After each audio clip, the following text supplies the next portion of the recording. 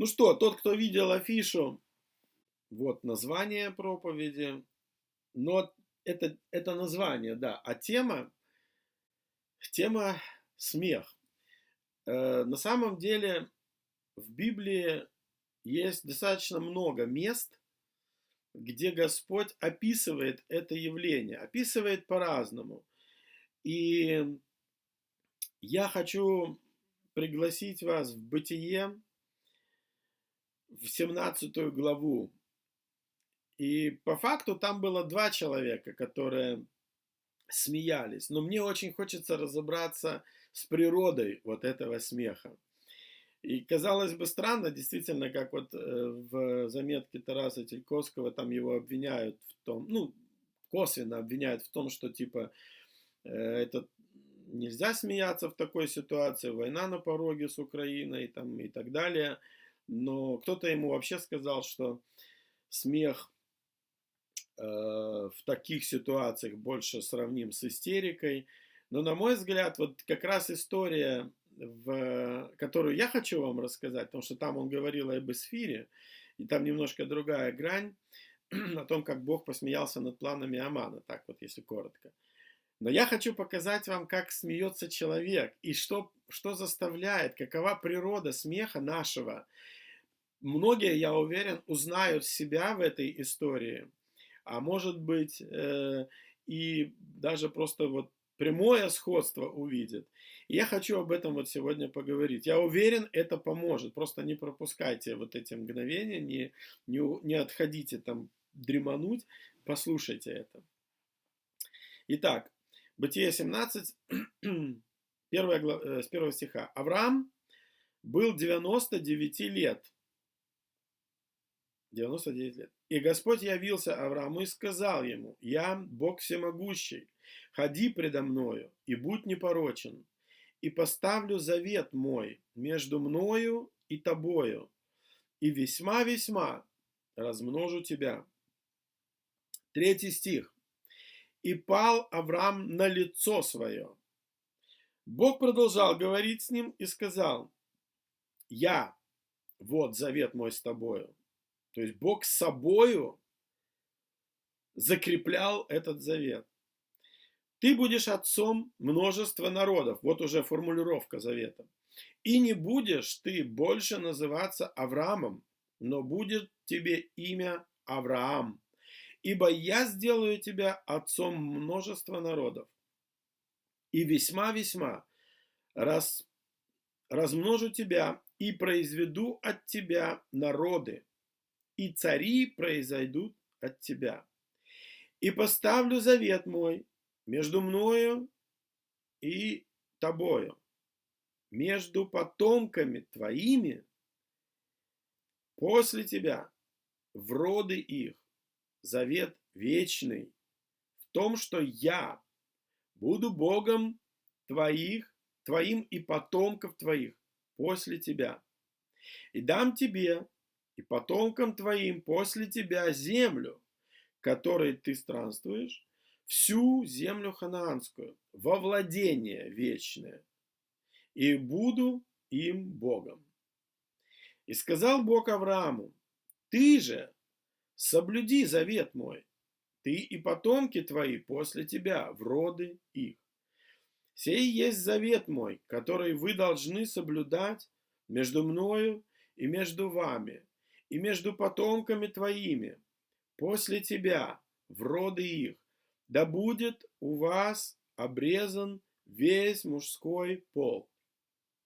Обрезывайте крайнюю плоть вашу, и это будет знамением завета между мною и вами. 8 дней от рождения да будет обрезан у вас в роды ваши всякий младенец мужского пола, рожденный в доме и купленный за серебро у какого-нибудь иноплеменника, который не от твоего семени». То есть всех мальчиков. «Непременно да будет обрезан рожденный в доме твоем и купленный за серебро твое, и будет завет мой на теле вашем, заветом вечным. Необрезанный же мужского пола, который не обрежет крайней плоти своей, в 8 день, истребится, это серьезно, истребится душа та из народа своего, ибо он нарушил завет мой. И сказал Бог Аврааму: Сару, жену твою, не называй Сарою, но да будет имя ей Сарра. Я благословлю ее и дам тебе, это важно, от нее сына. Благословлю ее, и произойдут от нее народы, и цари народов произойдут от нее. Вот представьте себе, 16 стихов. Бог говорит Аврааму о том, что будет. То есть он пророчествует ему, раскрывая будущее, которого еще не видно. Но он уже разговаривает с Авраамом как с человеком, который как будто вошел уже в то будущее, и он ему говорит как о свершившемся факте. Твои потомки, которые произойдут от тебя, этот завет будет тобою и ими, это будет между ними и мною и тобою. И тебя я называю Авраам, и жену твою не называй больше так, а называй Сарра, потому что она станет матерью множества людей, и от нее произойдут. И он говорит, Бог говорит Аврааму о таких потрясающих перспективах, что Аврааму они кажутся невероятными. И в результате вот этой оценки будущего, который услышал Авраам, 17 стих, «И пал Авраам на лицо свое и рассмеялся, и сказал сам себе: неужели от 100-летнего будет сын, и Сара, 90-летняя, неужели родит?» То есть он про себя подумал: какой смех, это умора просто, хохма есть такое еврейское слово, да ну, он упал на лицо свое и рассмеялся, и подумал про себя: это невероятно, это невозможно, это шутка какая-то. Но, смотрите внимательно, 18 стих, что он сказал Богу? Богу он вот что сказал. И сказал Авраам Богу: о, хотя бы Измаил был жив пред лицом твоим. То есть он не стал показывать Богу свою вот эту часть сокрушения от неверия. По факту он даже не поверил в это. Это настолько было невероятно. Скажем так, может быть, не совсем неверие, но Авраам был в шоке от той перспективы, которую он услышал. И снисходительно засмеялся. Нет, этого не может быть. Но 19 стих, смотрите. Единственное, на что у него хватило дерзновения, дерзости сказать Богу: хоть бы Измаил уже, потому что Измаил уже к этому времени был. Измаил хотя бы был жив. То есть он, образно говоря, минимизировал риски до Измаила. Ладно, я уже не знаю про сына какого ты там задумал, но хотя бы то, что есть, уже было сохранено. И смотрите, как Бог говорит ему. Бог же сказал Аврааму: именно Сара твоя, жена твоя, родит тебе сына, и ты наречешь ему имя Исаак. И поставлю завет мой с ним, заветом вечным, в том, что я буду Богом ему и потомству его после него. И об Измаиле я услышал, лучше бы он не говорил, как говорится, уже слово не воробей. И об Измаиле я услышал тебя, вот я благословлю его и возвращу его, и весьма-весьма размножу. 12 князей родятся от него, и я произведу от него великий народ. Но завет мой поставлю с Исааком, именно с Исааком, которого родит тебе Сара. В сие самое время, на другой год. И Бог перестал говорить с Авраамом и вошел от него. Посмотрите, как интересно развиваются события. Вообще мы все, наверняка все помнят вот этот смешок, вот это или хихиканье, дословно это хихиканье было с иврита, Сары. Но посмотрите, здесь ведь Авраам тоже засмеялся. И рассмеялся он, скажем так, это был не искренний смех человека, которому рассказали шутку. Это был смех сокрушенного человека, чьей веры не хватало на то, чтобы принять то, о чем ему говорил Бог. Я когда это увидел, когда я на это наткнулся, я подумал, Господи, это мы. Это нас иногда поражает вот такой смех, это мы иногда, вообще там сказано, что он пал на лицо свое. Еврейское слово, которое переведено на русский язык как упал или пал, означает дословно отказался держать себя в силе, чтобы стоять на ногах. То есть он добровольно, это не было такое потеря сознания, это был добровольный отказ от владения собой. Как иногда мы говорим, все, я больше не могу, извините, я это вынести, это выше моих сил. Но это фраза, это слова. А Авраам в буквальном смысле рухнул, потому что он не мог это перенести. Вот знаете, я в этом вижу иногда Божий план, Божья стратегия, Божья тактика для нас настолько невероятными кажутся, что мы либо пытаемся найти этому какое-то логичное, материалистичное, рациональное объяснение, сразу просчитывая, как это может быть. Это вот так может быть, вот так может быть. И когда мы, анализируя все за и против, все обстоятельства физические, свое собственное состояние, мы приходим к выводу, нет, это невозможно. Не. Вот это один вариант. То есть мы, ну да, наверное, это как-то метафорично, может это в мифах, в сказаниях, может быть в памяти, да, это как-то так может потом реализоваться. Может быть вообще нужно это понимать духовно, а не буквально. Вот один подход. Второй подход, это как подход Авраама, он просто упал. Упал и засмеялся. И вот его смех скорее был похож действительно на что-то близкое к истерике. Когда люди смеются сквозь слезы, вот этот смех сквозь плач. Иногда чей-то смех вот в таком состоянии очень похож на плач, на рыдание, на вопль.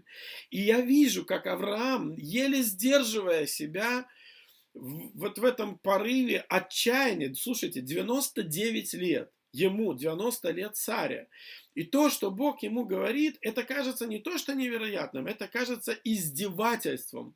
Ты серьезно? Ты сейчас мне об этом говоришь? Что тебе мешало сделать это, ну, как минимум в 40, там, я не знаю, в 50, ну, в 60, в 70 хотя бы. Почему в 99, когда уже все потеряно, все надежды потеряны? Более того, я вроде как обрел какие-то смыслы в жизни, когда родился Ишмаэль, ну, тоже надо сказать, чудо было. Но сейчас ты мне говоришь, что это вообще не то, оказывается, что это не твой план. И то, что ты мне сказал, это звучит как обвинение хотя бы Измаила. То есть ты хочешь сказать, что я с Исмаилом промахнулся, не то. И когда я читаю это, я думаю, Господи, мне с одной стороны так жаль Авраама, так жаль, вот вы же подумайте, представьте себе, ну, 99 лет, рождается ребенок, или перспектива рождения ребенка. Все, что с этим связано, сразу всплывает перед глазами человека. 99 лет. Я не знаю, проживу ли я еще год. Смогу ли я увидеть, как он пойдет в школу? Смогу ли я увидеть его подростком? Могу ли я научить его закону? Смогу ли я вообще с ним разговаривать? Доживу ли я до того момента, когда он начнет разговаривать, увижу ли я, как он подружится с девушкой, смогу ли я женить его, хватит ли у меня сил, хватит ли у меня времени прожить этот кусок дороги, чтобы увидеть его будущее. Зачем ты мне даешь ребенка в такой поздний срок, и еще и так дразнишь меня, говоря о том, что будет их много, что будут потомки, что завет положу. Ну как это может вместить старик, который уже приготовился отходить? После Ишмаэля он думал уже об отхождении. Он полагал, и Сара думала, что вот так должен был реализоваться Божий план. Представьте, какая драма происходила там. И в этот момент Авраам просто отказывается больше держать себя в силах и падает. Падает. И, я думаю, нервно смеется. И Исхак, означает рассмеяться. А потом мне пришла такая мысль. Вот очень часто люди цитируют еврейские анекдоты, еврейские шутки. И это достаточно специфический юмор. Согласитесь, евреи шутят так, как никто больше в мире не шутит. Часто они шутят над собой в первую очередь. И еврейский смех или смех еврея — это почти всегда смех над собой, в отличие, кстати сказать, от жесткого сарказма других национальностей. Именно смех над собой поднимает человека, способность смеяться над собой, способность признать, что это настолько невероятно, что почти смешно. Это вообще черта великого народа. Но есть еще одна грань. Евреи — это как раз тот народ, над которыми все время смеялись, над их притязаниями. Помните, когда братья, двоюродные братья, кузены Иосифа услышали его сны, услышали его пророческие сны. Что они сделали? Они смеялись над ним, но смеялись злобно, не так, как мы смеемся над Comedy Club там, или над какими-то стендапами. Это был смех раздражения. Это был смех издевки. Ты кто такой? Эй, я тебя, не смеши меня. Это был смех издевательства. И евреи на протяжении всей своей истории слышали этот смех в свой адрес, ловили на себе эти усмешки, эти издевки.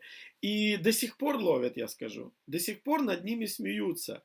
Но мудрость гласит, смеется тот, кто смеется последним. И когда мы видим, как устроен этот мир, как устроена хотя бы финансовая система этого мира, экономическая, социальная, политическая, мы понимаем, что не до смеха нам, язычникам, бывшим, во всяком случае, не до смеха, всем не до смеха, кроме одного народа. Они не перестают смеяться. Они в концлагерях смеялись, они в газовых камерах смеялись. Они шутили над собой, когда другие рыдали и плакали, когда страдали и мучились. И я увидел потрясающую вещь. Вот смех смеху рознь, знаете. Посмотрите, над чем смеются люди в вашем окружении, и вы сможете с большой долей вероятности оценить их интеллект. Посмотрите, что вызывает смех, и над чем шутят люди, и над чем смеются, как шутят и как смеются, кто смешит, чем смешат, и над чем потешаются, над чем хохочут. Вы сможете с очень высокой степенью вероятности определить уровень IQ, уровень интеллекта. И это, в свою очередь, поможет вам определить степень доверия к этим людям, возможность отношений, возможность выстраивания близких отношений. Поверьте, это очень серьезно, это очень важно. И я думаю, что когда Господь говорил с Авраамом и показывал ему будущее, он не зря такой большой кусок времени из 17 стихов, почти большая часть этих стихов говорилась о завете и о знамении завета, об обрезании крайней плоти. И я нашел тут книгу, я сейчас читаю очень интересную книгу «Тайные смыслы Библии». Это еврейский профессор, преподававший в университете в Израиле, в Тель-Авиве. Он вообще это запись аудио на какой-то, видимо, диктофон, и там магнитофончики записывали его лекции, и сейчас вышла книга. Ну, не сейчас, в 95-м году вышла книга. И там есть такая мысль, он такую мысль обозначил о том, что переводы слов еврейских на русский язык, как минимум, не всегда адекватно отражают суть явлений, которые закладывал еврейский автор. И вот фраза про обрезание, о том, что весь мужской пол должен быть обрезан на 8-й день, хотя Авраам, когда это услышал, он обрезал всех своих родственников, будучи старым. Но это был вот закон. Причем он их убедил, он не просто там заставил их, так, тащите сюда этого, резанем сейчас. Он убедил их, разъяснил их. Но это тема отдельной проповеди, я сейчас не хочу в это погружаться. Так же, как и Ной убедил своих родственников строить ковчег. Это потом. Посмотрите, обрезание крайней плоти. На самом деле там используется слово орал. И орал, или орел, правильно, еврейское орел, и транслитерация орал, означает не то, что сейчас, вот, может быть, кто-то думает, что это не с греческого, а именно с еврейского. Это означает край крайней плоти. А дословно это означает часть тела человека, которая не повинуется ему, или перестает повиноваться, или та часть, которая заставляет человека повиноваться волеизъявлению или вожделению этой части тела. Вот такой глубочайший смысл. И знаете, что на самом деле в Новом Завете мы видим эту интерпретацию через апостола Павла, когда Павел говорит о том, что обрезание или не обрезание сейчас не играет никакой роли, потому что в Ветхом Завете обрезание было по факту не самим заветом, а лишь знамением завета. А суть завета заключалась в том, чтобы человек, обрезывая крайнюю плоть, научился ее укрощать. Те мысли вожделенные, то, что заставляет человека впадать в искушение, то, что толкает человека на искушение и потом владеет им в искушении. То есть, другими словами, то, что ведет человека от праведности к греховности, от истины к лжи, вот это должно быть отрезано. Первые 4, по-моему, года плоды деревьев нельзя было есть, потому что это считалось неправильным, не готовым, не зрелым. Это не должно было употребляться в пищу. 8-й день, на который должны были обрезать ребенка, это день, который евреи считали началом нового. Неделя это 7 дней. Суббота, 7-й день. И после 7-го дня человек вступал в новую эру или в новый этап. И обрезание на 8-й день связано еще и с этим. Это как начало нового. И глубокие смыслы во всем этом. Но почему Бог говорит Аврааму о перспективах и предваряет эти перспективы знамением завета обрезания? Я увидел здесь такую вещь. Ты не сможешь войти в Божьи перспективы. Вот невозможно даже просто размышлять, я уж не говорю про веру, глубокую веру, доверие. Невозможно размышлять о Божьих планах без иронии, без сарказма, без смеха, не имея обрезанное сердце. Потому что обязательно эти мысли, минуя логику, минуя даже твою волю не думать так, они все равно появляются. То есть такое чувство, как будто ты мозгами своими не контролируешь, ты ими не управляешь.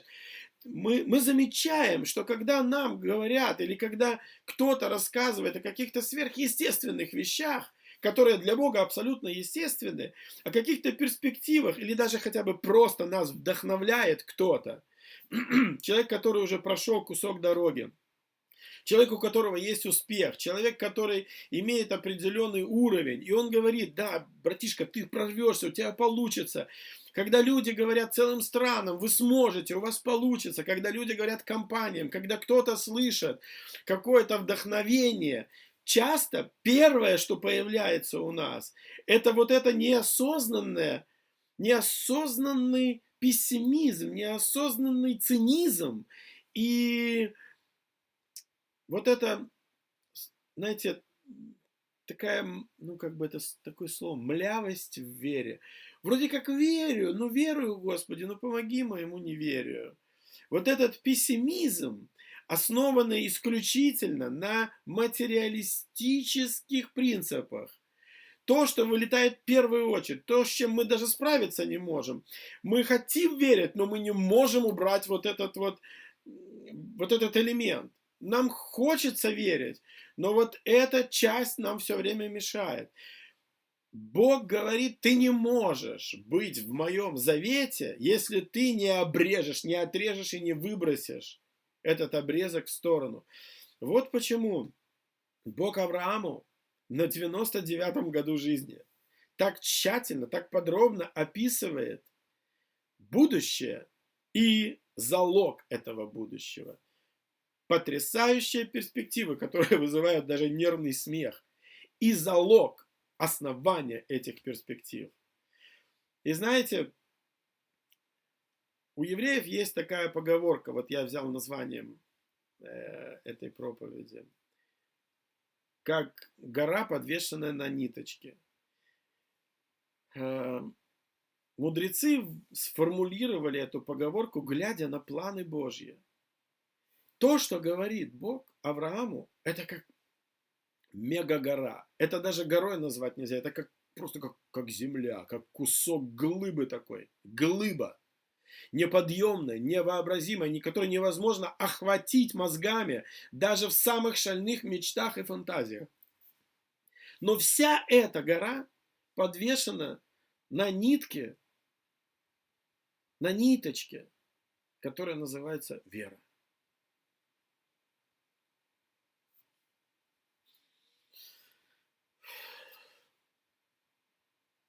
Вот так. И я смотрю на жизни патриархов, я смотрю на жизнь успешных людей, в вере успешных людей. Не в бизнесе именно, а в вере. И я вижу, что мы иногда, не иногда, а очень часто, слишком часто, очень похожи на Авраама и Сару в этом смехе. И мы думаем, что вроде как в этом ничего такого, ну, страшного нет. Но по факту это очень близко. Это проявление неверия. Это проявление пессимизма. Это проявление ограниченности нашей способности верить всемогущему Богу, Творцу, Хозяину Вселенной. Именно поэтому в нашей жизни наступают такие моменты, знаете, преддепрессивного или депрессивного состояния. Именно поэтому я вчера наткнулся на статью, это просто yeshua.org есть такой журнал, и там статья, которая называется, сейчас я вам скажу, как она называется, это понравится. Значит, она называется...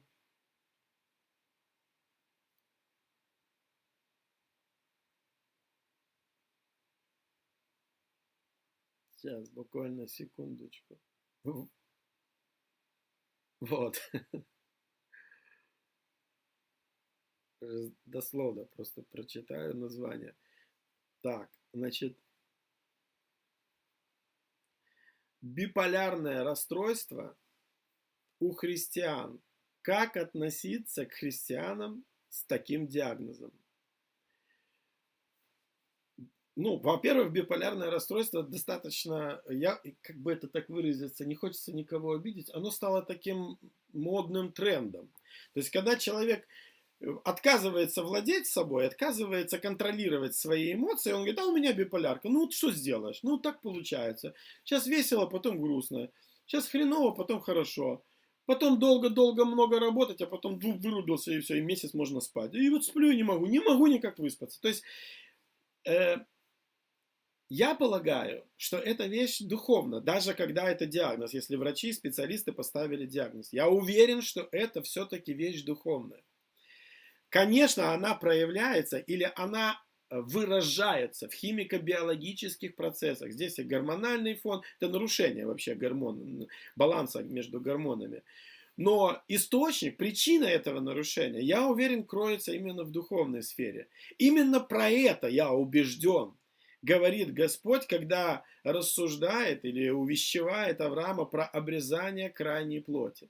Потому что есть моменты, есть этапы в жизни человека, когда ты способен, или когда способны твои родители, люди близкие, учителя, твои наставники помочь тебе отрезать куски, которыми ты не способен владеть, которые уже владеют тобою. Именно для этого существует такая методика воспитания. Именно поэтому Господь говорит, наставь юношу при начале пути, не совратится он, когда и состарится. Именно поэтому Бог в притчах описывает элементы и формы наказания. Но именно это нам мешает, во-первых, услышать полностью перспективу Бога для тебя. Во-вторых, принять ее верой. И в-третьих, самое главное, войти в это будущее. Вот именно это необрезанное сердце. Мы смотрим на эту гору, и нам кажется, что она как на ниточке. Вот в фильме «Аватар», кадр из которого я взял, показаны эти фантастичные образы. В Китае есть парк целый с похожими горами, они оттуда, видимо, взяли образность этих гор. Но у евреев есть вот эта мудрость. Это так четко отражает то, о чем говорит Господь. Да, это велико, да, это не вмещается в твои мозги, но это не вмещается в твои мозги. Попробуй вместить в сердце, попробуй принять это сердцем, попробуй пропустить это верой, открой эти ворота. И увидь меня, великого всемогущего Творца, который выдохнул из себя всю Вселенную. О,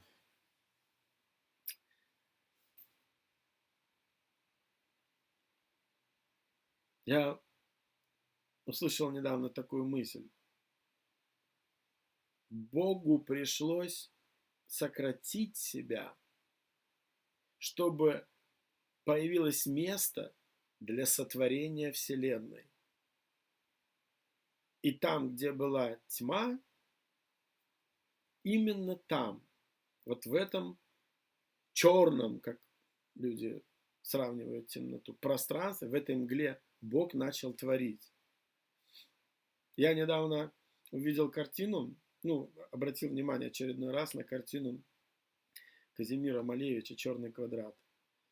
Я немножко начал выяснять, узнавать более детально об этой вещи. Вообще, сам факт того, что Казимир Малевич, будучи евреем, в 15 году нарисовал такое, было уже само по себе удивительным. То, что это привлекает до сих пор внимание, это тоже феномен. Но когда я не знаю, как люди, многие критики там по-разному уже оценивают всю эту картину, почему кто-то смыслы там какие-то видит особые, но я увидел черный квадрат. Во-первых, это не квадрат, строго говоря, если с математической точки зрения. Там не все параллельно и не все 90 градусов, не все одинаково. Во-вторых, оказывается, там не все черное, не совсем черное. Там вообще черной краски не было у него. Он смешивал краски, и таким образом появлялось черное. Он черную не использовал. Ну, да ладно. Так вот, я увидел в этой черноте то, что философы, то, что богословы, то, что мудрецы еврейские называют началом. Для большинства современных людей, ну и вообще для светского, для языческого понимания, черное означает конец, все, кранты, гроб. А в еврейском менталитете, в еврейской философии черное – это начало, из чего Бог когда-то начал творить все, что Он создал. Из этой мглы тьма над бездною. И Дух Божий носился. И когда, Господи, как это донести? Когда Бог вмешивается в состояние, вот в эту атмосферу тьмы, нам кажется, что это мрак, это все, это финал, фатально. Но если мы учитываем, что есть Бог, который вот из этого как раз и создал все, то, чем мы наслаждаемся, эти птицы, этот закат, этот рассвет, этот прилив, отлив, это море, эти потрясающие деревья, эти цветы, эти краски, когда мы понимаем, что вот все это однажды находилось внутри этой тьмы, и благодаря Божьему видению, Божьей перспективе, Божьему пророческому слову, утверждающему план строения, конфигурации, конструирования, все это стало возможным, тогда просто действительно хочется сказать: Господи, прости меня грешного, прости за то, что я так ограничиваю Тебя, за то, что я воткнул Тебя в эту коробку своих мыслей, своего рационального суждения и не позволяю Тебе в моей жизни развернуться во всю мощь. И слава Богу за то, что Авраам поверил Господу, и это вменилось ему в праведность. Я хочу под занавес такую мысль вам подарить. Я не знаю, что вы видите. Видите ли вы какие-то глобальные проблемы? Наблюдаете ли вы какие-то ужасные конфликты? Может быть, перед вами встают нерешаемые задачи. И кажется, что просвета нет. Кажется, что ну все, вот это фатально, это финиш. Подумайте. Может быть, это как раз та гора, которая подвешена на нити. Может быть, это как раз то время, тот хаос, из которого Бог начнет что-то творить, что-то созидать. Ему необходим человек, который бы поверил. И упаси вас Бог упрошать, умолять о каком-то Ишмаэле, который получился случайно, ну хоть бы он был жив. Не ограничивайте Бога. Он, кстати сказать, убедил Авраама, утвердил Авраама: будет жить, если надо, то будет. Если хочешь, я ему сохраню жизнь. Более того, 12 колен от него произойдет. Но завет я заключу все-таки с тем, кто, называется, посмеялся. С тем, кто явился как реакция на мои мегапланы. С тем, кто назван так, чтобы ты, как отец, и все последующие поколения помнили: не надо было смеяться. Зря ты посмеялся. Я верю, что Бог приготовил для нас что-то потрясающее. Давайте позволим Ему реализовать Его грандиозные планы в наших жизнях. Давайте не будем Его ограничивать. И давайте все-таки действительно будем мудрыми. Давайте увидим тьму как начало, а не как конец. Давайте увидим черный квадрат, черное пространство не как фатальность, а как то, из чего Господь когда-то начал созидать. Давайте позволим Ему в нашем черном квадрате, черном круге, или черном треугольнике, черном кресте, что угодно. Пусть Он начнет делать свою работу.